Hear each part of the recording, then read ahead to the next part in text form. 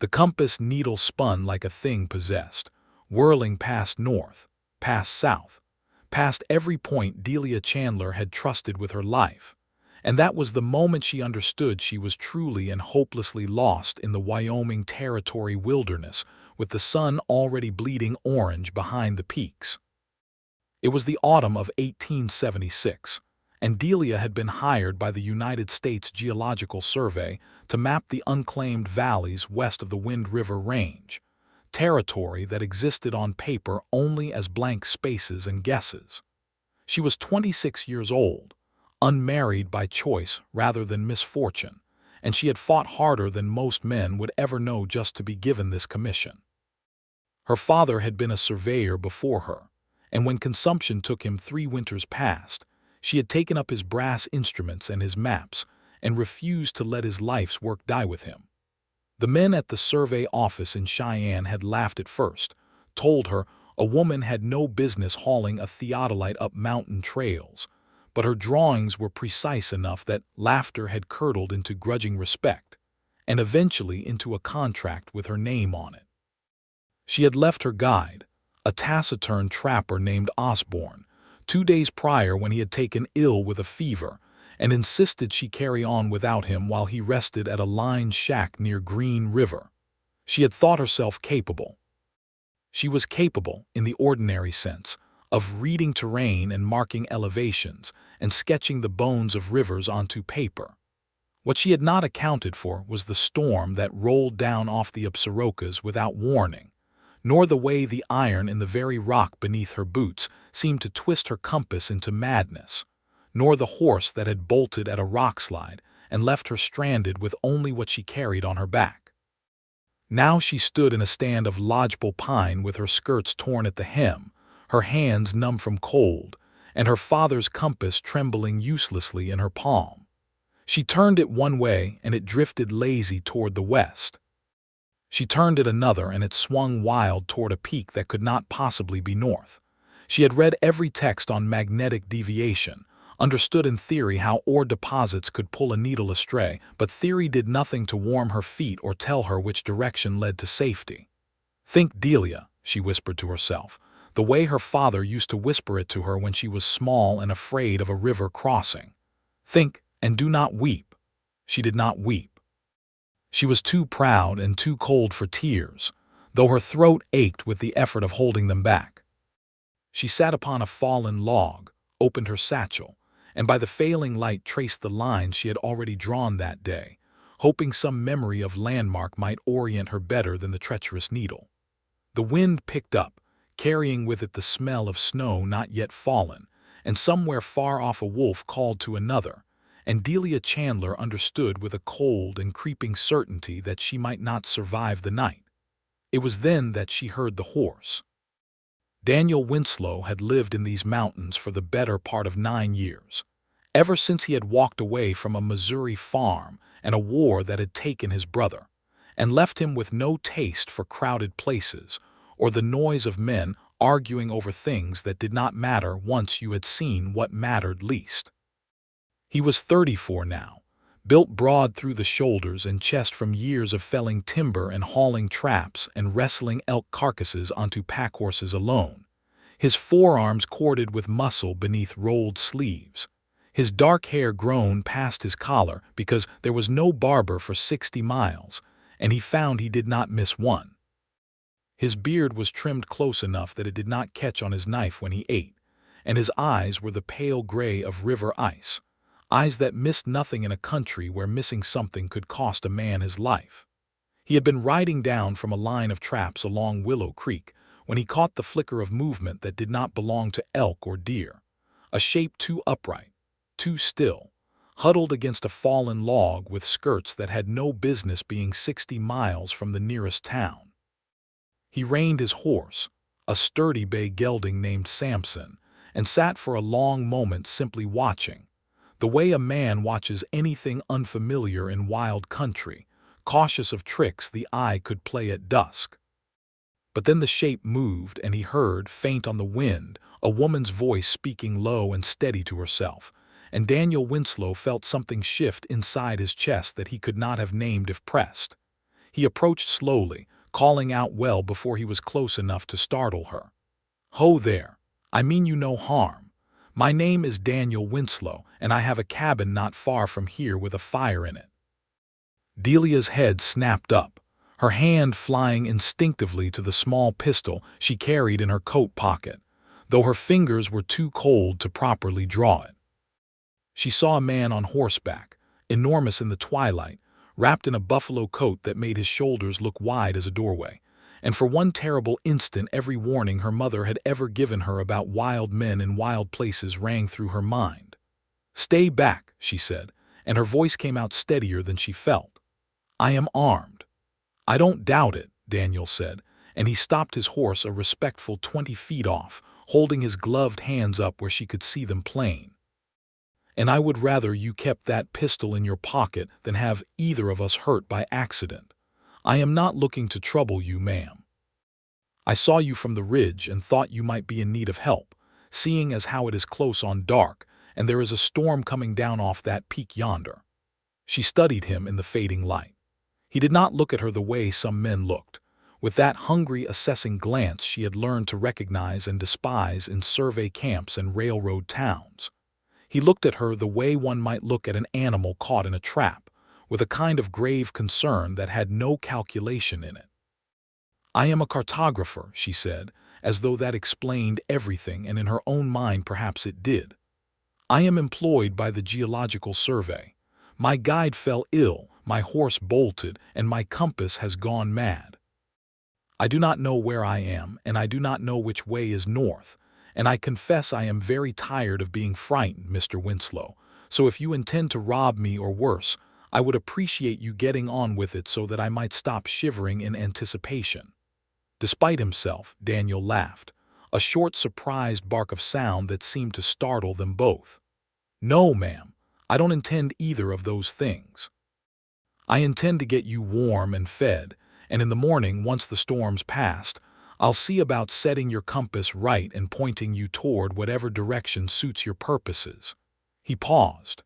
"Though I'll tell you now, there's iron in these hills thick enough to turn any compass fool.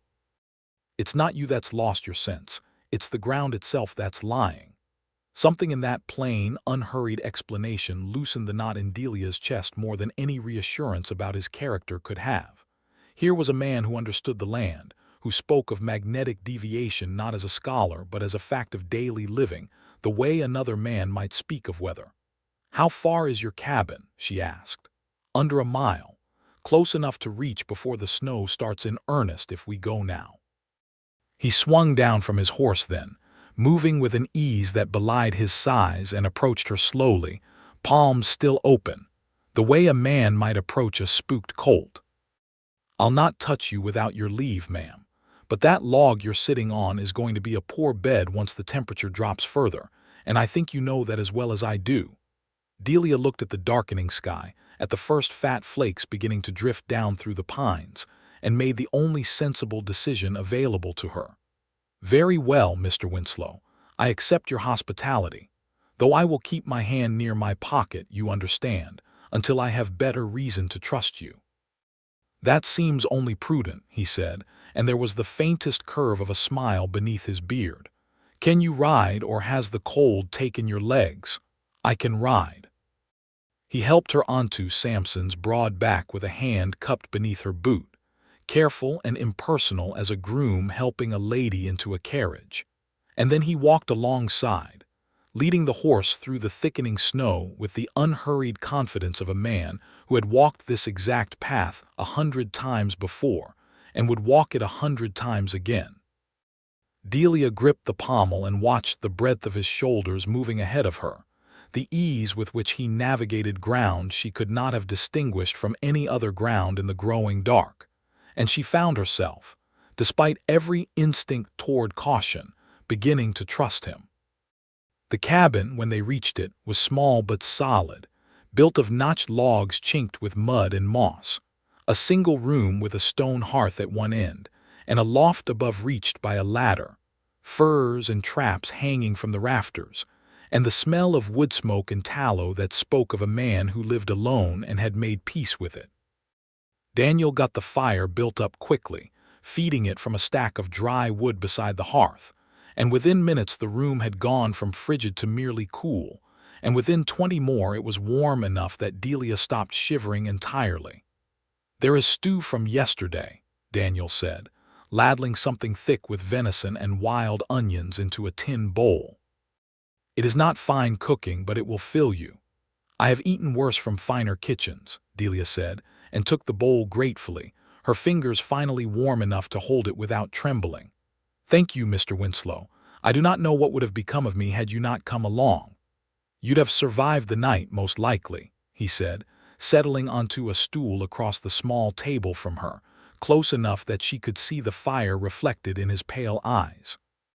"Cold like tonight, a person can last if they keep their head, but you'd have been in poor shape come morning, and there's a hard freeze coming behind this snow.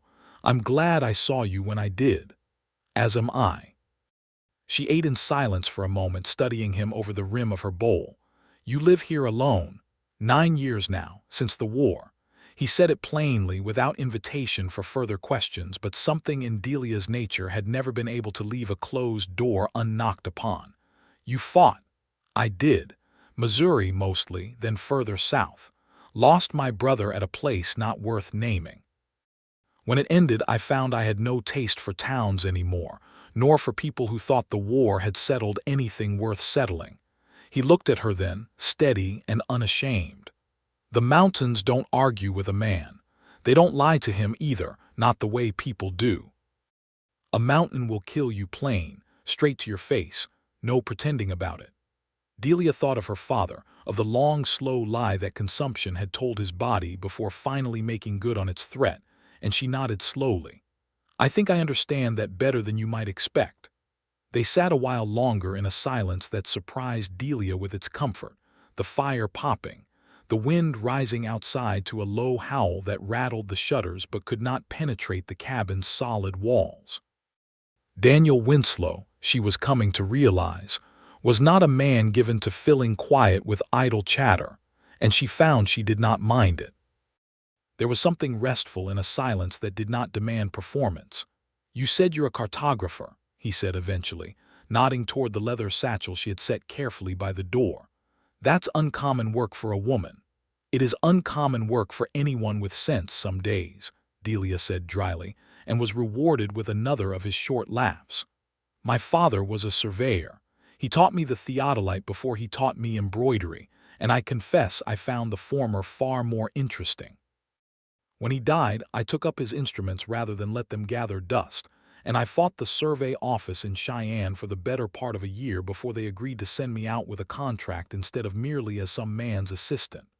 And are you glad you fought that fight out here tonight, half frozen and lost?" Delia considered the question seriously, as she considered most questions put to her in earnest.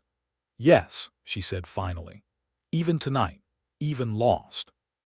There is something in seeing a blank space on a map, and knowing that by my own hand, my own eye, it will become known, become real to people who will never set foot here themselves. That is worth the cold, Mr. Winslow. Worth quite a lot of cold, in fact." He studied her for a long moment, firelight dancing across the strong line of her jaw, the intelligence bright in her eyes despite her exhaustion, and something settled in his chest that felt dangerously close to admiration. "I believe you mean that." "I do." "Then I expect I ought to find your horse in the morning and get that compass of yours sorted so you might get back to work." The next morning came clear and bitter cold, the snow having laid down a thin white blanket over everything, and Daniel was true to his word. He rose before dawn to check his traps, and when he returned near mid-morning, he had with him not only fresh meat but news that he had spotted a horse's tracks circling back toward the creek, likely her bolted mount seeking water and shelter of its own accord. "We'll find her," he said, meaning the horse, and something in the certainty of his voice made Delia believe him absolutely. They set out together on foot, Daniel leading with the easy loping stride of a man born to these slopes, Delia following with her satchel slung across her back and her father's compass in her coat pocket, though she had little faith left in its usefulness.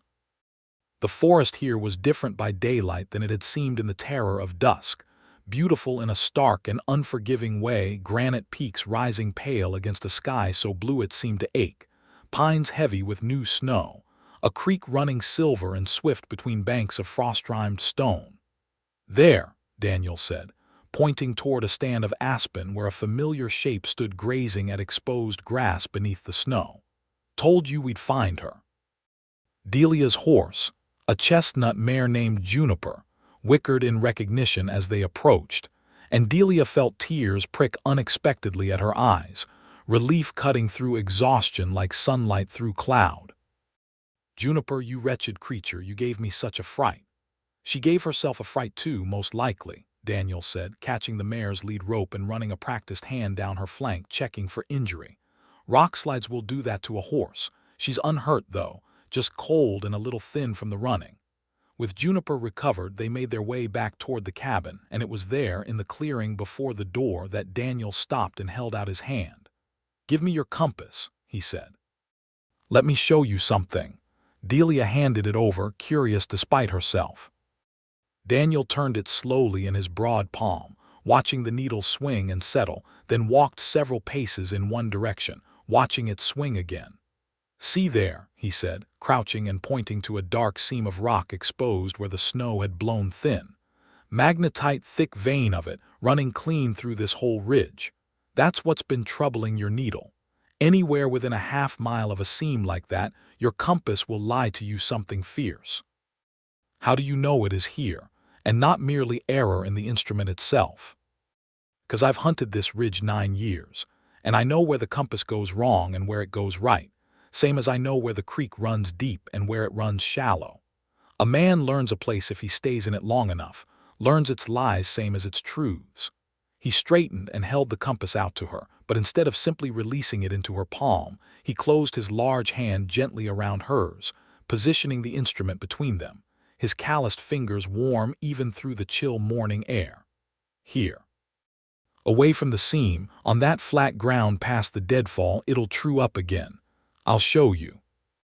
He walked with her, his hand still loosely cupped around hers where she held the compass, guiding her steps as much as guiding the instrument, and Delia was acutely, uncomfortably aware of the warmth of him beside her, the solid strength in the arm that brushed hers, the way his voice had gone low and careful as though he were coaxing something wild rather than merely explaining geology. "There," he said softly, as they cleared the deadfall and the needle, after a moment of hesitant trembling, settled true toward the north. "See how she comes to rest, once she's clear of what's pulling at her. Ground's honest again past that ridge." Delia looked up at him and found him already looking at her, something unguarded in his pale eyes that made her breath catch unexpectedly. "Thank you," she managed, "for the compass, and for last night. I do not know how I would have fared without your kindness, Mr. Winslow." "Daniel," he said, "if we're to be acquainted a while longer, you might as well use my given name." "Daniel, then." She tried it aloud, found she liked the shape of it in her mouth more than was strictly wise to admit. "You may call me Delia." "Delia." He said it slow, as though tasting it, and something in the way he said it made her flush despite the cold. He released her hand then, stepping back with the sudden awkwardness of a man unused to standing so close to anyone, let alone a woman with intelligent eyes and a stubborn chin who had wandered into his solitary life like a compass needle, finally finding true north. "I expect you'll be wanting to get back to your work, once you're rested proper. Where were you headed before the storm caught you?" "I was mapping the drainage west of here, toward what the survey believes may become a route for future settlement, perhaps eventually rail. My guide, Osborne, is resting at Green River with fever, and I had thought to press on alone rather than lose the season's remaining weeks waiting for him to recover." Daniel's brow furrowed, the protective instinct that had guided him toward her in the twilight sharpening now into something more deliberate. "That's foolish country to press through alone, Delia, storm or no storm. There's grizzly not yet denned for winter, and passes that look easy on a map and prove otherwise on foot. I don't say that to frighten you, only because it's true, and you strike me as a woman who prefers truth to comfort. "I do prefer it," she admitted, "though I confess I do not relish hearing it just now." "I could guide you," Daniel said, and then seemed almost surprised at his own offer, as though the words had escaped before his mind had properly considered them. "I know this country better than any map you've got, better than Osborne likely does too, if he's been through it only the once. I've no urgent business that can't wait a few weeks, if you'd have me." Delia looked at him for a long moment, weighing the offer against every instinct of propriety that had been drilled into her since girlhood. The impropriety of a woman traveling alone with a man not her husband, not her kin, for weeks through wilderness. But she weighed it too against the plain fact of the mountains before her and the storm behind her, and the certainty in his voice when he spoke of grizzly and passes and honest ground. "I would have you," she said finally, "if you are certain you can spare the time." "I am certain." And so it was decided, there in the clearing with the snow still clinging to the pines and the compass finally resting true in her palm, that Daniel Winslow would guide Delia Chandler through the wild country west of the Wind River Range. And though neither of them said it aloud, something had already begun that neither storm nor stone nor any lying compass could turn from its course. They set out 3 days later, once Delia had rested and Daniel had gathered supplies sufficient for a fortnight in the high country, packhorses loaded with flour and bacon and coffee, traps in case game grew scarce, and Delia's precious instruments wrapped carefully in oilcloth against the weather. The days that followed took on a rhythm that Delia found, to her own surprise, deeply satisfying. They would rise before full light, Daniel building the fire and boiling coffee, while Delia checked her instruments and recorded the previous day's readings by lamplight. They would travel through the mornings, Daniel choosing the route with an instinct that seemed almost supernatural in its accuracy, while Delia sketched the terrain, marked elevations with her aneroid barometer, and noted the courses of streams that would one day, she hoped, guide settlers safely through country that had claimed the lives of the careless.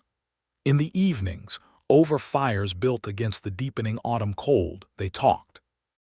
Delia learned that Daniel had been raised on a Missouri farm, the second of 4 brothers, that he had a mother still living in St. Joseph, who wrote him letters twice a year that took months to reach him by the circuitous route of trading posts and passing travelers, that he had learned to trap and hunt from a Shoshone man named Two Elk who had befriended him in his first hard winter alone, and taught him what the mountains demanded of those who wished to survive them. Daniel learned that Delia's mother had died birthing her, that her father had raised her alone with the help of an aunt who despaired of ever making a proper lady of her, that she had learned mathematics from her father's surveying texts before she had properly learned her letters from any primer, that she carried her father's own compass, the very one that had spun so wildly that first night, because it was the only piece of him she had left that felt truly alive, still useful, still doing the work he had loved. "Would be proud of you," Daniel said one evening, watching her by firelight as she carefully inked the day's map onto fresh paper, her tongue caught between her teeth in concentration. "Doing this work, carrying it on." "I hope so," Delia said, not looking up from her careful lines. "Some days I fear I am only proving something to men who will never admit they were wrong to doubt me. Other days I believe I am doing it for him and for myself, and that is enough." "It's enough," Daniel agreed quietly. "Watching you work these past days, I don't think there's a man in Cheyenne could do what you do half so well. You see the land the way I see it. Not as something to conquer, but as something to understand. That's rare, Delia, rarer in men than they'd like to admit." She looked up then, caught by the warmth in his voice, and found him watching her with an expression that made her pulse quicken despite the cold night air. "You flatter me, Daniel Winslow." "I don't," he said simply. "I've no talent for flattery, I only say what I see."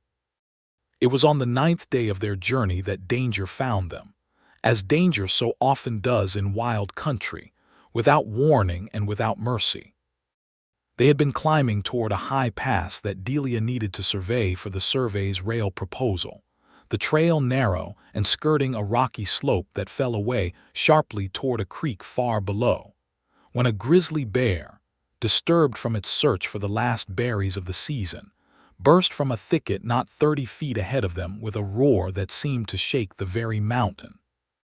Juniper reared in terror, and Delia, caught off balance, felt herself sliding from the saddle, felt the sickening lurch of falling before her mind had even fully registered the danger. But Daniel moved faster than thought, faster than she would have believed possible for a man his size, throwing himself from his own horse and catching her before she struck the rocky ground, his powerful arms closing around her, and rolling them both away from the panicked horses and toward the relative shelter of a boulder, even as he drew his rifle in the same motion, with the fluid economy of a man who had faced such moments before.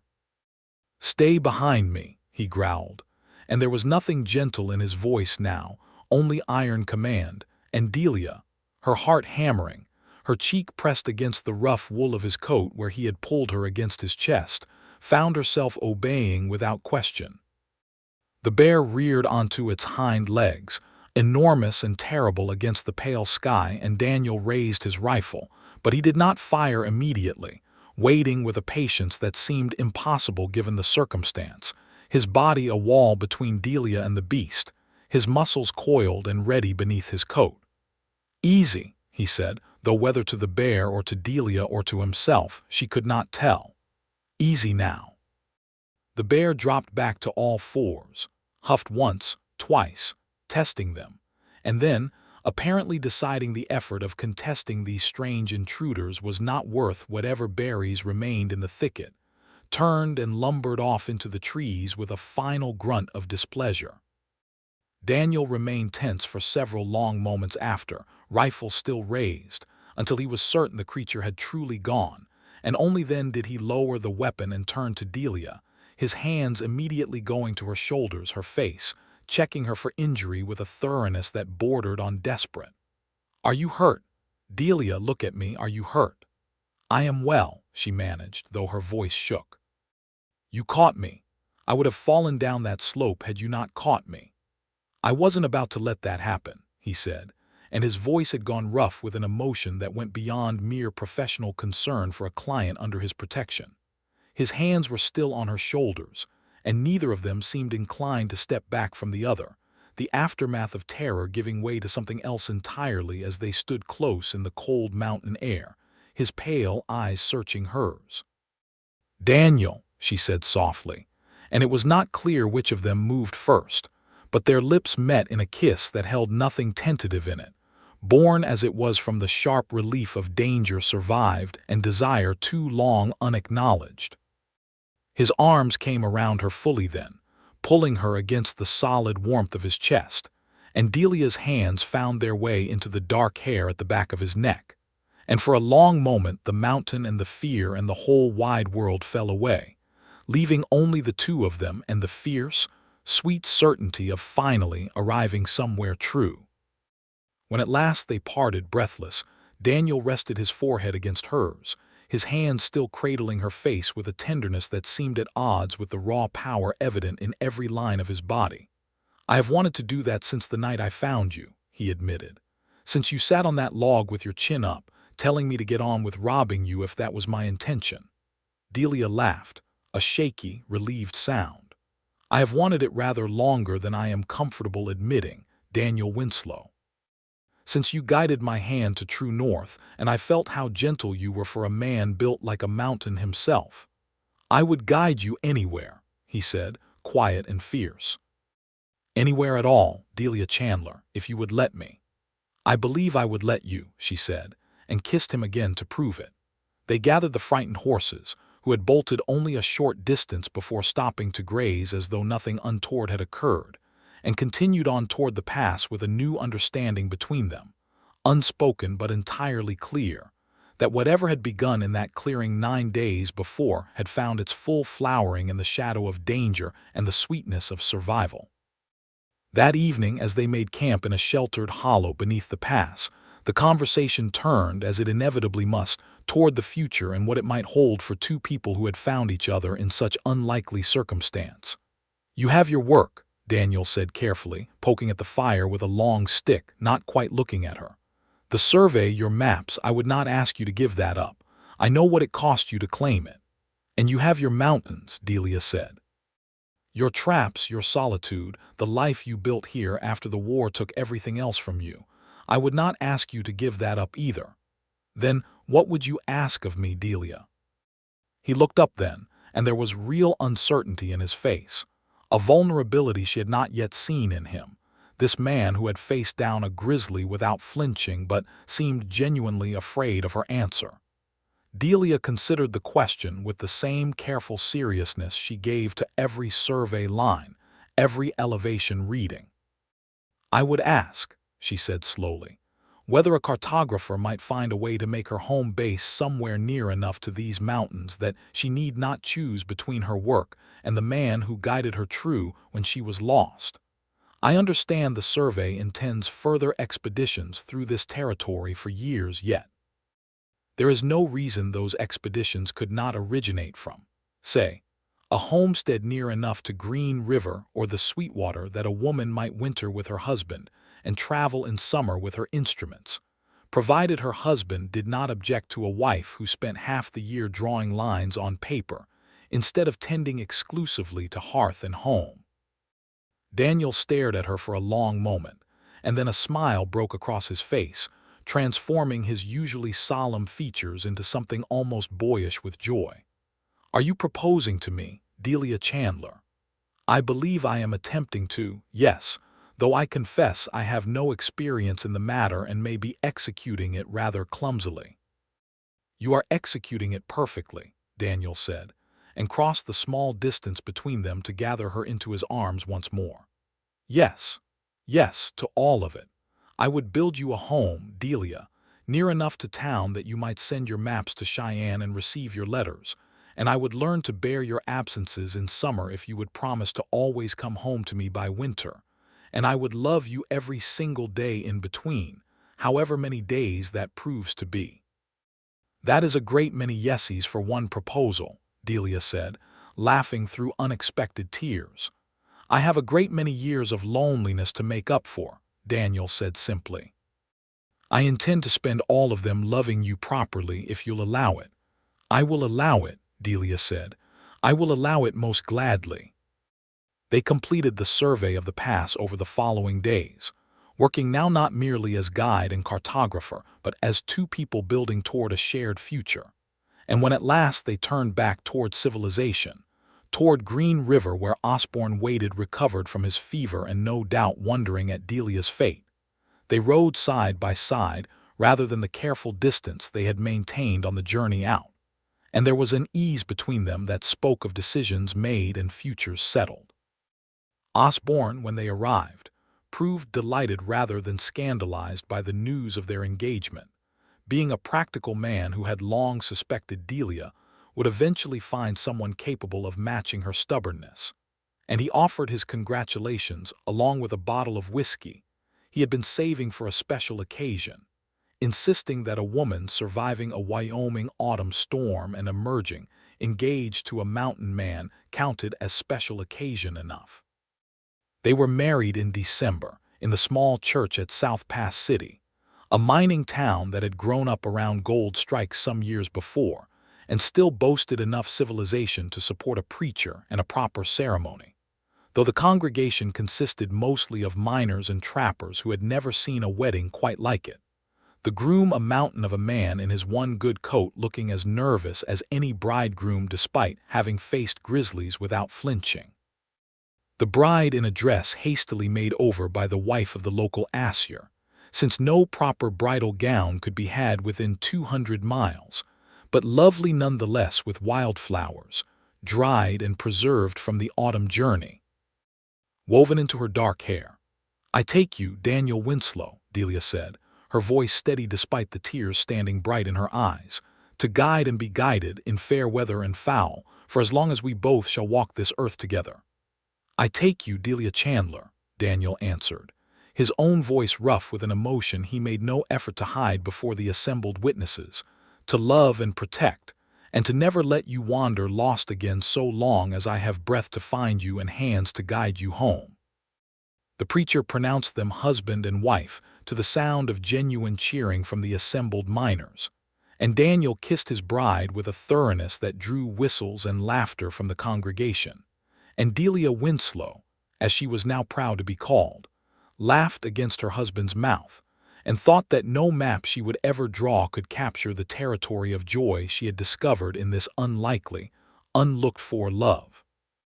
They built their home the following spring on a parcel of land near the Sweetwater River, close enough to the trading routes that supplies and mail could reach them without excessive difficulty, close enough to the mountains that Daniel could maintain his trap lines and hunt the high country he loved, and central enough to the survey's territory that Delia could continue her commissions, departing each summer with her instruments, and returning each autumn to the home fire her husband kept burning for her. Exactly as he had promised on that cold night beneath the pass. The cabin they built was larger than Daniel's original mountain dwelling, built with 2 rooms rather than 1, a proper stone chimney, and windows glazed with real glass hauled painstakingly from Cheyenne, a luxury Daniel insisted upon once he understood how his wife loved the quality of light for her drafting work. He built her a proper drafting table too, wide and sturdy, positioned beneath the best window in the house, and on the wall above it, he hung the framed first map she had completed as a married woman, a careful survey of the very pass where they had shared their first kiss, marked in her own careful hand with a small notation that read simply, "Grizzly Pass," so named for reasons the surveyor prefers to keep private, though she will admit the encounter proved fortuitous beyond all expectation. Their first winter as husband and wife tested them both in ways neither had fully anticipated, the isolation of the homestead pressing close during the long dark months when snow made travel to town nearly impossible. But they discovered in each other a companionship that made the isolation bearable, even sweet. Daniel taught Delia to shoot properly, not merely the pocket pistol she had carried for protection but a proper rifle, insisting that any woman who intended to travel wild country each summer ought to be able to defend herself with more than hope and good intentions. Delia, in turn, taught Daniel his letters more thoroughly than the rough schooling of his farm childhood had provided, and by spring he could read her survey notes with genuine understanding, and even offer suggestions on terrain features her theodolite alone could not always capture. "You have a good eye for country," she told him one evening, reviewing his sketched addition to her draft, a notation about a spring that ran only in wet years, information that would matter greatly to any settler foolish enough to build near a stream that vanished each autumn. "I have had a good teacher in these mountains," Daniel said, "and a better one in you, showing me how to put down on paper what I always carried only in memory." Spring came, and with it Delia's first commission expedition since their marriage, a survey of the upper Sweetwater drainage that would take her away for 6 weeks. The parting proved harder than either had expected, despite their agreement made the previous autumn, and Daniel found himself standing at the edge of their homestead long after Delia's party had disappeared over the ridge, his chest tight with a worry he had not fully anticipated feeling. But she returned, as promised, 6 weeks later, thinner from the trail but glowing with the satisfaction of work well done, and their reunion was sweet enough to erase the worry of the separation, Daniel sweeping her from her horse before she had even properly dismounted and kissing her soundly in front of Osborne and the pack train, entirely unconcerned with propriety in his relief at having his wife home safe. This became their rhythm over the following years. Delia's summers spent mapping the wild country of Wyoming territory, her reputation growing steadily as her surveys proved reliable enough that the survey office began seeking her out specifically for the most difficult terrain, the passes and drainages that other surveyors avoided or mismapped. And her winters spent at home with Daniel, tending the homestead, processing her season's work into finished maps that would eventually guide settlers, railroad surveyors, and other travelers through country that had once nearly claimed her life. In their third year of marriage, Delia discovered she was with child, news that filled Daniel with a joy so profound. He found himself uncharacteristically talkative for days afterward, telling anyone who would listen at the trading post about the child that was coming, until Delia laughingly told him to save some of his enthusiasm for the actual arrival, as the poor merchant at the trading post had heard quite enough about her condition for one visit.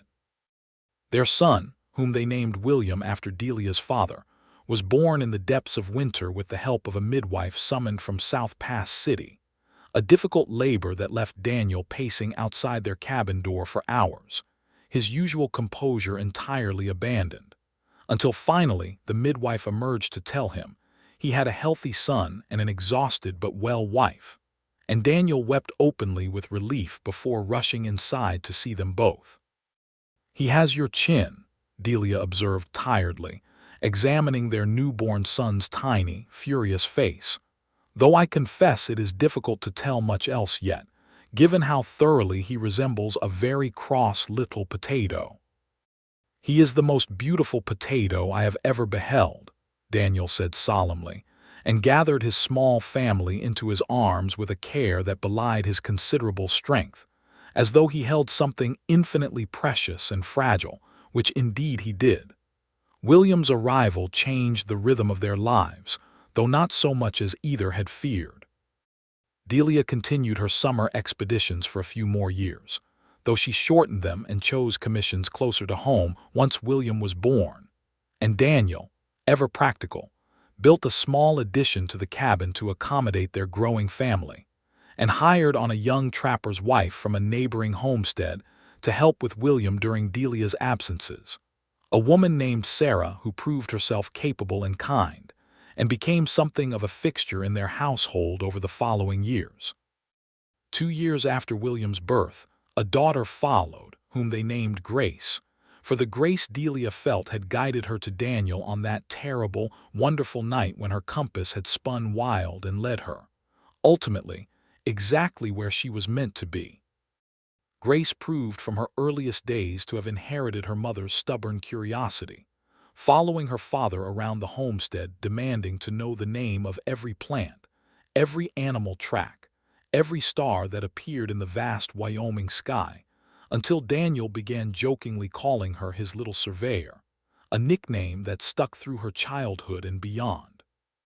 By the time Grace was old enough to toddle after her older brother through the meadows surrounding their homestead, Delia's reputation as a cartographer had grown considerable enough that the survey office in Cheyenne had begun sending her the most prestigious commissions available, surveys that would eventually contribute to the maps used by the railroad companies pushing westward. Maps that would help guide the settlement of a territory that had once nearly claimed her life, through nothing more than a spinning compass and a sudden storm. She often thought, in quiet moments, of how differently her life might have unfolded had Daniel not happened to be riding down from his trap line at exactly the moment she sat huddled and lost against a fallen log. She thought of the particular alchemy of chance and choice that had brought them together, the storm that had stranded her, the compass that had lied to her, the mountain man who had found her and with patient, gentle hands guided her not merely back to safety, but into a life richer and more fulfilling than any she might have imagined for herself before that fateful autumn. Daniel, for his part, often reflected on the 9 lonely years he had spent in these mountains before Delia's arrival. Years he had told himself were sufficient, that solitude suited him, that he needed nothing beyond his traps and his cabin and the silent company of the peaks he had come to love.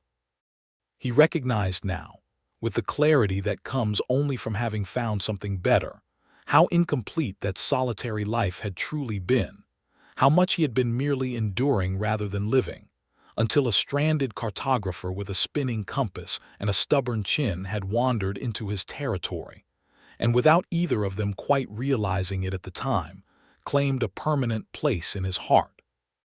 Their homestead prospered over the years, the herd of horses Daniel maintained growing steadily, supplemented by cattle once the railroad reached close enough to make such ventures practical, and the trading post that had once been 60 miles distant gradually growing into a proper town as more settlers arrived, drawn in part by the very maps Delia had spent years creating. Maps that showed safe passes and reliable water sources, and honest ground where a compass would not lie to weary travelers the way it had once nearly cost Delia her life. In their 8th year of marriage, tragedy touched their family when a diphtheria outbreak swept through the growing town, claiming several children, including 2 from the neighboring homestead where Sarah's family lived. William and Grace both fell ill, and for 3 terrible days and nights Daniel and Delia took turns at their children's bedsides, applying cool cloths to fevered brows, forcing broth between cracked lips, praying with a desperation neither had felt since that first terrible night when Delia's life had hung in the balance of an approaching storm. It was Daniel who finally rode desperately to South Pass City in the dead of night to fetch the town's newly arrived doctor, pushing Samson harder than he had ever pushed any horse. And it was the doctor's medicine, combined with what Delia would always insist was simple maternal stubbornness, refusing to let her children slip away, that finally broke the fever on the 4th day, leaving both children weak but alive and, eventually, fully recovered. The ordeal left its mark on both parents, a deeper appreciation for the fragility of the happiness they had built, and Daniel found himself, in the aftermath, holding Delia rather more tightly at night, and Delia found herself, in turn, treasuring the ordinary moments of their life together with a fierceness that surprised her, the simple pleasure of watching Daniel teach William to whittle a fishing lure, or of hearing Grace's delighted laughter as her father swung her onto his shoulders to see over the tall grass of the meadow. Their family grew once more 3 years after the diphtheria scare, when their second son, whom they named Thomas after Daniel's brother lost in the war, arrived in the spring, his birth considerably easier than William's had been, as though the universe had decided this particular family had earned some measure of grace after the trials they had already weathered. Thomas grew to be a quiet, watchful child, more like his father in temperament than his siblings, content to sit for hours beside Daniel as he worked leather or mended tools, absorbing his father's patient wisdom about the mountains and the animals and the particular honesty of wild country that Daniel had spoken of on that very first night with Delia, years before. By the time William had reached his 14th year, old enough to accompany his father on trap lines, and even, on occasion, to assist his mother with the more straightforward aspects of survey work, the Wyoming territory itself had changed considerably from the wild, unmapped country Delia had first encountered. Towns had grown where once there had been only wilderness. The railroad had pushed through passes that Delia herself had surveyed, and the particular danger of the frontier, while never entirely vanished, had softened considerably from the raw wildness of those early years. Delia continued her cartography work throughout these years, though her commissions gradually shifted from the dangerous wilderness surveys of her youth toward more settled work, creating detailed maps of the growing towns and farmlands, work that carried less danger but no less satisfaction, particularly as she began to train Grace, who had shown from childhood an aptitude for her mother's precise, patient work in the fundamentals of surveying and map-making. "You have your grandfather's eye," Delia told her daughter one afternoon, watching 16-year-old Grace carefully calculate an elevation reading using the very theodolite that had once belonged to Delia's father, the instrument now passed down through a 3rd generation of Chandler Winslow surveyors. "He would be so proud to see this work continuing in the family, and proud of you particularly, for taking to it so naturally." "I want to map the whole territory, Mother," Grace said with the fierce determination that so reminded Delia of her own younger self. "Every mountain, every river until nothing remains unknown. That is a worthy ambition, Delia said, smiling.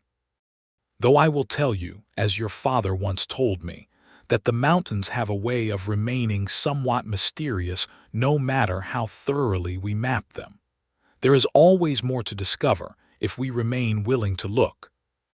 Daniel, overhearing this exchange from where he worked mending a fence nearby, felt a familiar warmth spread through his chest, watching his wife and daughter bent together over surveying instruments in the golden afternoon light. The family he had built with a woman who had wandered into his solitary life on a stormy autumn night and never truly left it since.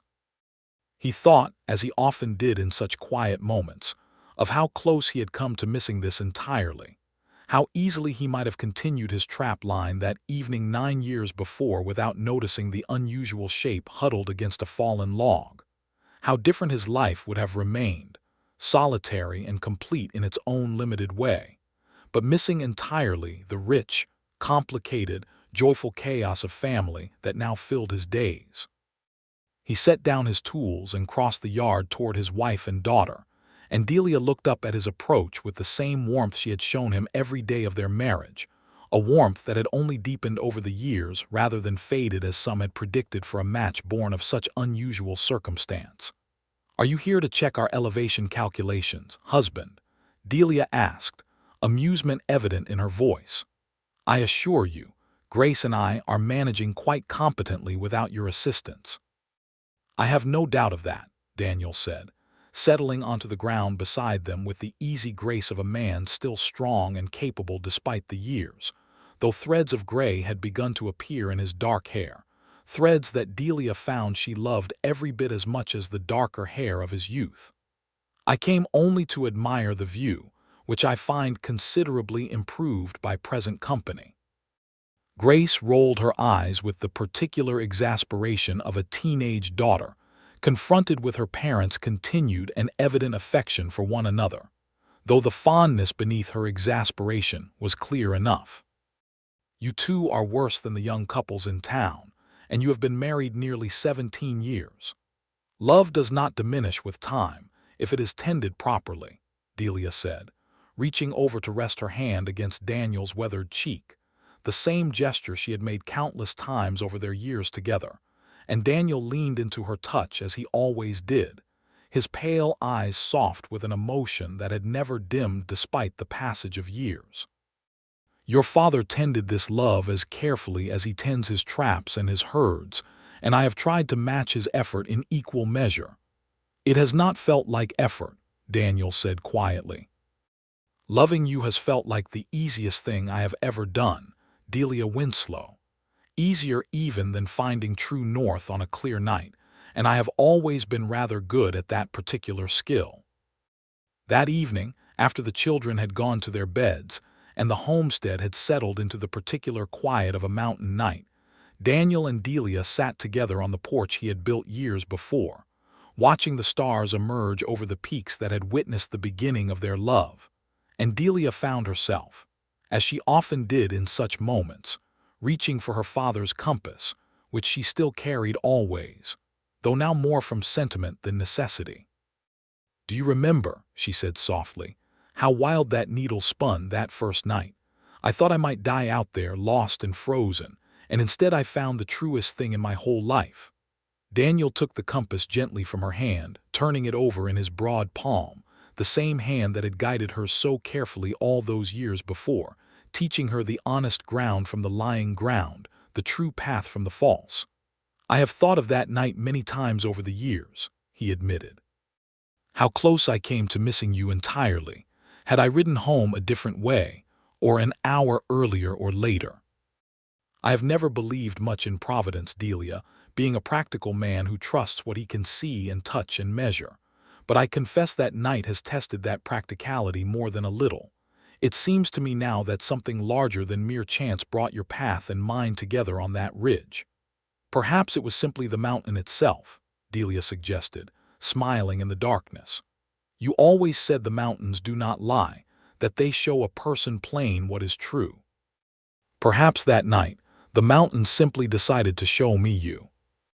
"Then I owe these mountains a debt I can never fully repay," Daniel said, and drew her close against his broad chest, exactly as he had done on that first cold night, though now with none of the caution or uncertainty that had marked that initial embrace, only the easy, settled comfort of years of love freely given and freely returned. "I love you, Delia Chandler Winslow.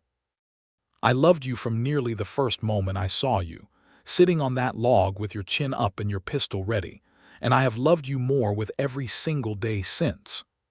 "I love you, Daniel Winslow," Delia answered, tilting her face up to receive his kiss beneath the vast, star-strewn Wyoming sky. "You found me lost and spinning, same as that old compass, and you guided me true.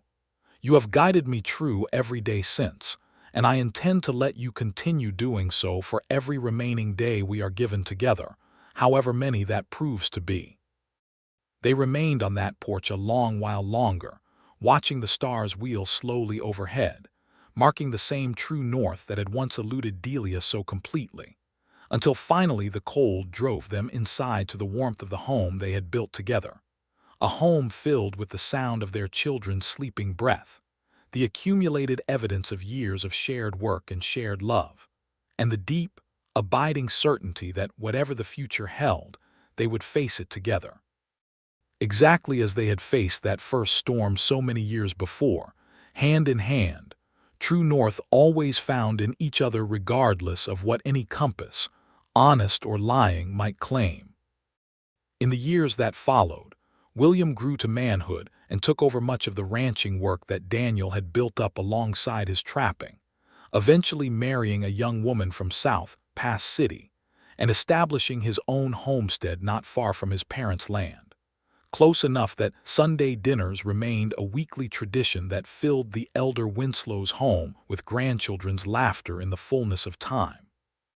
Grace, true to her ambition, eventually took formal training in surveying through a correspondence course arranged with a college in the East, becoming one of the first female surveyors formally credentialed by the territorial government, carrying forward both her grandfather's legacy and her mother's hard-won example into a new generation. Thomas remained closest to home, inheriting his father's deep connection to the mountains, eventually taking over management of the family's trap lines and horse herds, though he proved gentler than his father had been in his younger years, having grown up witness to the deep contentment that love and family had brought to a man who had once believed solitude sufficient. Daniel and Delia grew old together in that homestead beside the Sweetwater, watching the wild territory they had helped map and settle transform gradually into something more civilized, though never entirely losing the raw, honest beauty that had first drawn Daniel to these mountains and eventually brought Delia to him. They faced the ordinary trials of any long marriage: disagreements over children's upbringing, financial worries during lean years, the particular grief of losing dear friends, and eventually Delia's beloved aunt to old age. But they faced every trial as they had faced that first grisly encounter together, Daniel's protective strength matched always by Delia's steady intelligence and courage, each finding in the other exactly the complement their own nature required. In her later years, Delia compiled her life's survey work into a comprehensive atlas of the Wind River region, a labor of years that drew together decades of careful observation into a single, beautiful document that the territorial government eventually adopted as the official reference for the region, ensuring that her name, Delia Chandler Winslow, would remain attached to this wild country long after she herself had passed from it. A fitting legacy for a woman who had once nearly lost her life to a spinning compass, and instead found, through that very misfortune, a love that would guide her true for the remainder of her days. On the evening of their 30th wedding anniversary, their children and grandchildren having gathered for a celebration that filled their homestead with more joy and noise than the cabin had ever contained, Daniel found a quiet moment to draw Delia aside, out onto the same porch where they had shared so many quiet evenings over the years, and pressed into her hand a small, carefully wrapped package. "What is this?" Delia asked, though her eyes had already gone soft with anticipation, recognizing her husband's habit of marking important occasions with gifts crafted by his own capable hands. "Open it and see," Daniel said, and there was still, even after 30 years, a boyish eagerness in his weathered face that never failed to charm her. Inside the careful wrapping, Delia found a new compass beautifully crafted, its brass casing engraved with a simple inscription, "True North found together, 1876–1906. "Daniel," she breathed, tears standing bright in her eyes. "It is beautiful." "Your father's compass has served you faithfully all these years," Daniel said quietly, "but I thought perhaps it was time you carried one that had never known a wild spinning needle, one that has only ever pointed true, same as I hope our marriage has been for you, ever since that first stormy night." "It has been true," Delia said, closing her fingers around the new compass, feeling its solid, honest weight against her palm. "Truer than I ever dared hope for, sitting on that log all those years ago, certain I would die cold and alone in the wilderness. Instead, I found you, Daniel Winslow, and every direction since has led me exactly where I was meant to be." "Home," Daniel said simply, drawing her into his arms as the sound of their family's laughter drifted out to them from the lit windows behind. "It has led you home, Delia, same as it has led me. And I intend to keep guiding you there and being guided by you in return for every remaining year we are given."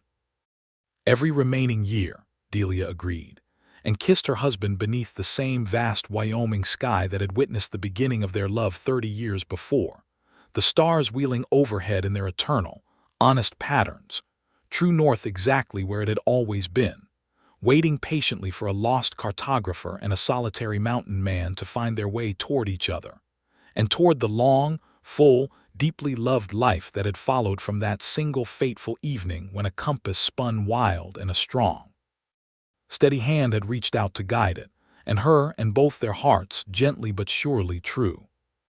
They lived on together for many more years after that anniversary, watching grandchildren grow, watching the territory achieve statehood, watching the wild frontier of their youth transform gradually into settled country, though the mountains themselves remained as constant and honest as they had always been.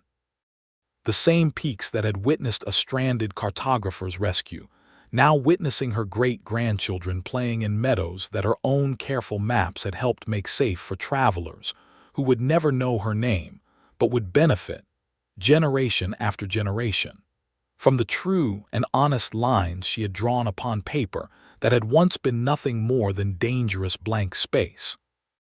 And when Daniel Winslow finally passed, peacefully in his sleep, at the considerable age of 81, with Delia's hand held tight in his own weathered grip, and their children and grandchildren gathered close, his last words were of the mountains he had loved, and of the woman who had wandered into his solitary life and given it a fullness he had never dared imagine possible. "You were always my true north, Delia," he whispered, his pale eyes, dimmed now with age but still holding that same steady warmth she had first glimpsed on that stormy autumn evening, fixed upon her face. "From that very first night, I have never once regretted a single day of loving you." "Nor I you, Daniel Winslow," Delia answered, her voice steady despite the tears streaming down her weathered cheeks. "You found me lost and spinning, and you guided me true, and I have loved every single mile of the journey since. Rest now, my love. I will find my way to you again in time, same as I always have." Delia lived 4 more years beyond her beloved husband, surrounded always by the family they had built together, and when she finally joined him, she was laid to rest beside him on a gentle rise overlooking the Sweetwater, within sight of the mountains where their love had first been forged, their shared headstone marked simply with both their names and a single inscription that their children had chosen together. Understanding it captured the whole of their parents' remarkable story better than any lengthy epitaph could manage. Here lie two who found their true north in each other, and never once lost their way again. Their descendants, scattered eventually across the growing state of Wyoming and beyond, would tell for generations after the story of the cartographer whose compass spun wild in a mountain storm, and the solitary mountain man whose steady hand had guided her true, not merely back to safety on that single stormy night, but toward a lifetime of love that neither had dared hope for before fate or providence, or perhaps simply the honest, unlying ground of the mountains themselves, had brought them together at exactly the moment each most needed the other, and given them the whole of their remaining years to prove that even the wildest, most desperate spinning could, with patience and courage and a steady guiding hand, find its way at last to true and lasting north.